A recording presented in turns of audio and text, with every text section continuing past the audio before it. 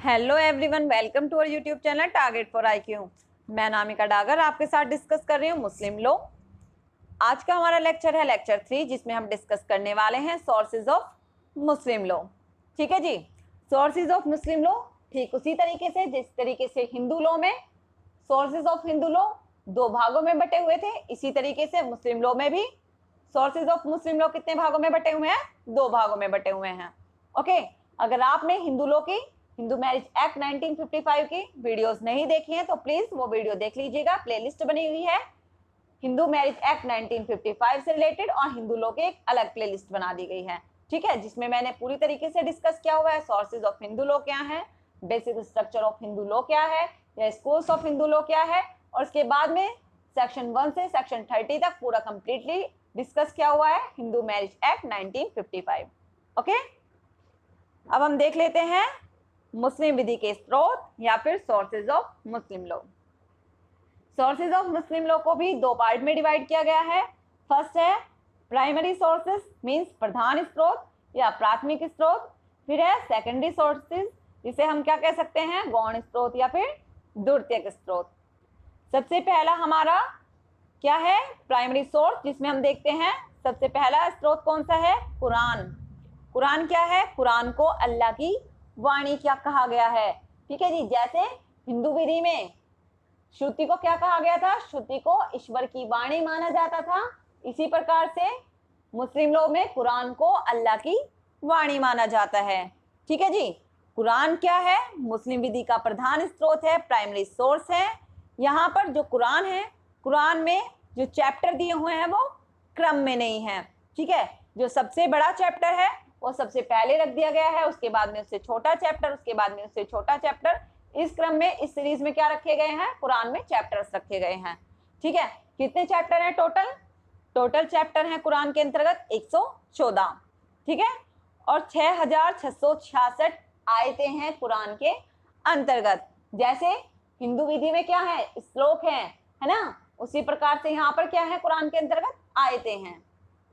Okay, 6666 में से 200 आयतें विधि शास्त्र से संबंधित हैं और 80 आयतें केवल फैमिली लॉ परिवार से रिलेटेड हैं। ओके, कितनी आयतें? 80 आयतें फैमिली से रिलेटेड, 200 आयतें विधि शास्त्र से संबंधित। ओके, ये माना जाता है कि धर्म और विधि से संबंधित जो संदेश दिए गए थे वो कहाँ पर दिए गए थे, वो पैगंबर मोहम्मद साहब के द्वारा मदीना में दिए गए थे। ठीक है जी, और धर्म और नैतिकता से रिलेटेड, रिलीजन और मोरलिटी से रिलेटेड जो संदेश दिए गए थे वो कहाँ पर दिए गए थे, वो मक्का में दिए गए थे।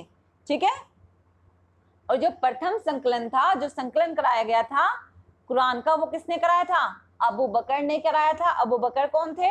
अबू बकर प्रथम खलीफा थे, जो कि पैगंबर मोहम्मद साहब के पर्दा के बाद में हुए थे, उनकी मृत्यु के बाद में हुए थे।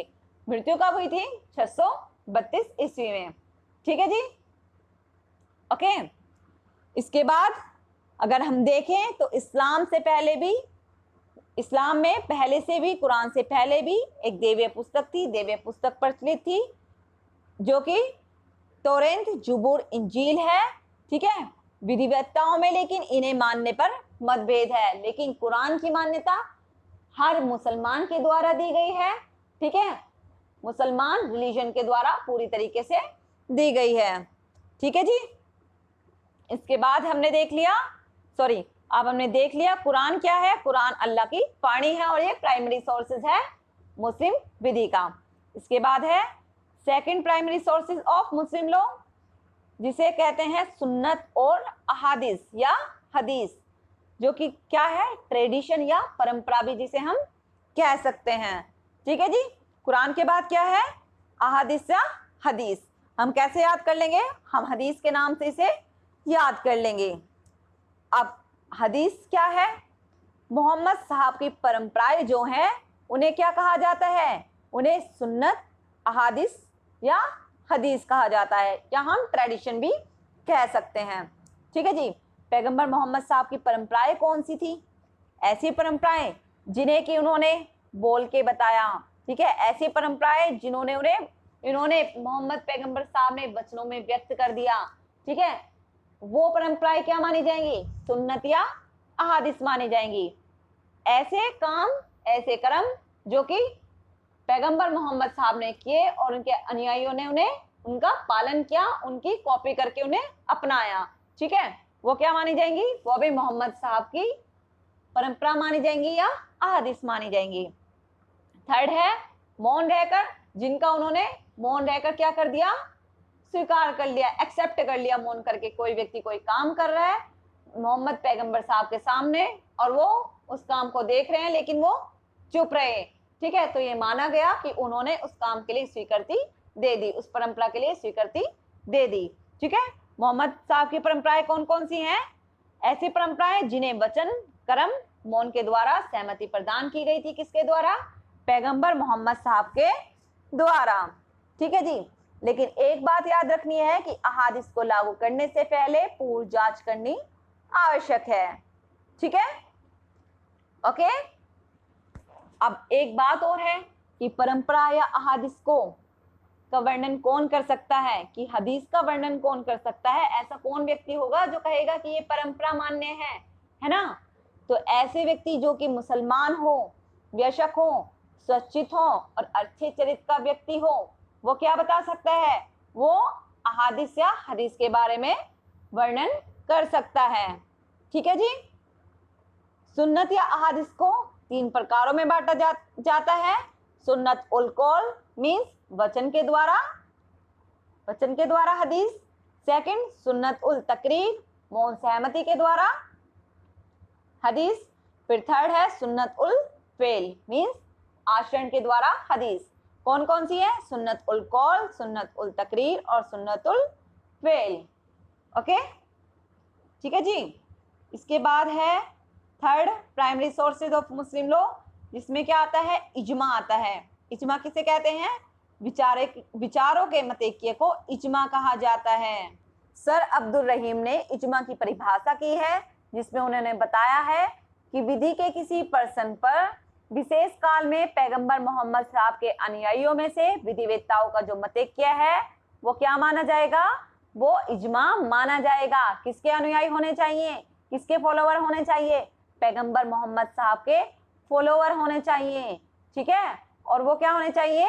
विधिवेत्ता होने चाहिए, ठीक है।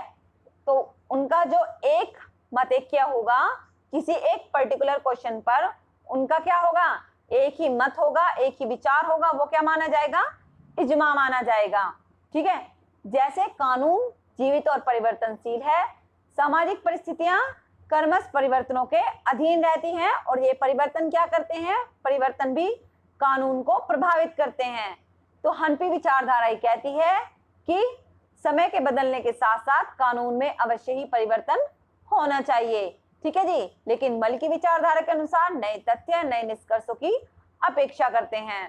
कानून का उद्देश्य क्या है? कानून का उद्देश्य है कि समाज की आवश्यकताओं को पूरा करे, ठीक है जी। ये बात हुई, ये कुछ बातें हुई इजमा के बारे में। याद रखना है कि इजमा क्या है?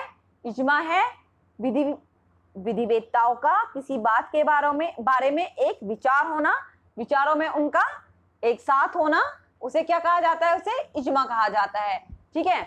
और किसका इजमा मान्य है?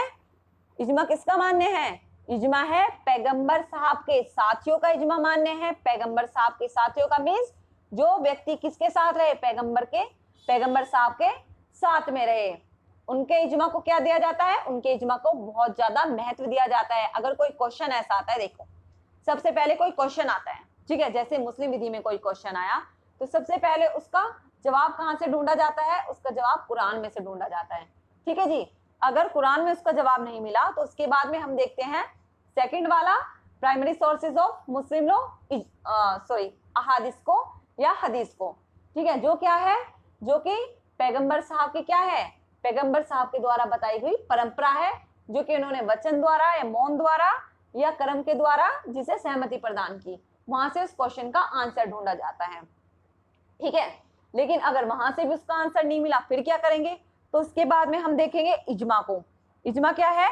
इजमा विचारों का मतैक्य है कि अगर 4 जुरिस्ट एक साथ बैठे हैं, ठीक है, और उनके सामने एक क्वेश्चन आता है और 4 में से अगर 3 एक ही बात पर सेटिस्फाइड हो जाते हैं, एक ही बात के बारे में अपना आंसर देते हैं या एक ही तरीके का आंसर देते हैं तो वो क्या कहलाएगा, उसे इजमा हम कह सकते हैं कि उन विधि से शास्त्रों का क्या है, उसके बारे में एक ही मत है।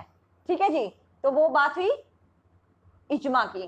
ठीक है, ऐसा क्वेश्चन जिसका आंसर ना कुरान में मिले ना हदीस में मिले, तो उसका आंसर अगर विधि शास्त्रों के मत के द्वारा मिल रहा है तो उसे क्या मान लिया जाता है, उसे उसका आंसर मान लिया जाता है।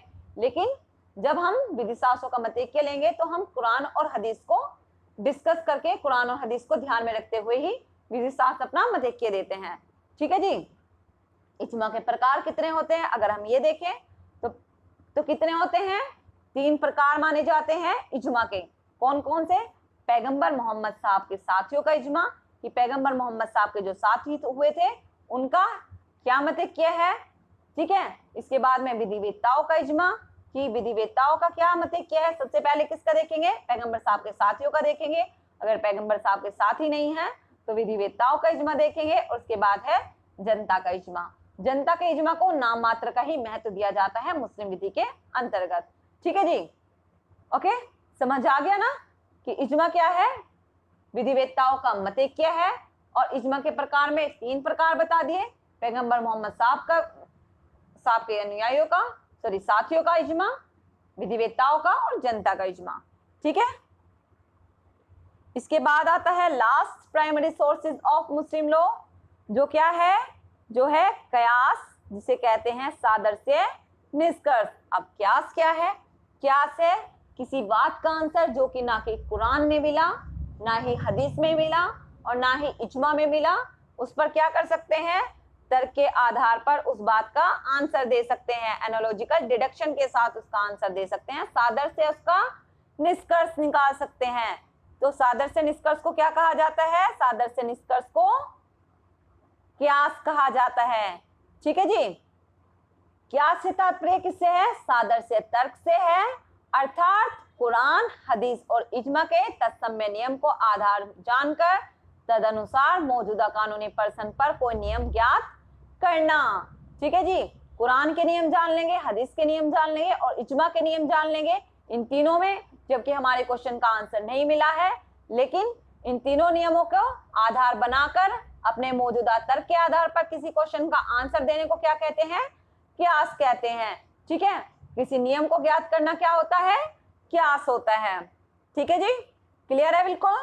Primary sources of Muslim law हमारे कंप्लीट हो गए। हमें याद रखना है primary sources of Muslim law कितने हैं, 4 हैं। कौन कौन से, कुरान, अल्लाह की वाणी, इसके बाद में हदीस, हदीस क्या है, पैगंबर साहब की परंपरा। ठीक है, इसके बाद है इज्मा, इज्मा क्या है, विचारों का मंतिक क्या है, और के बाद में लास्ट में है क्यास, क्यास क्या है, सादर से तर्क।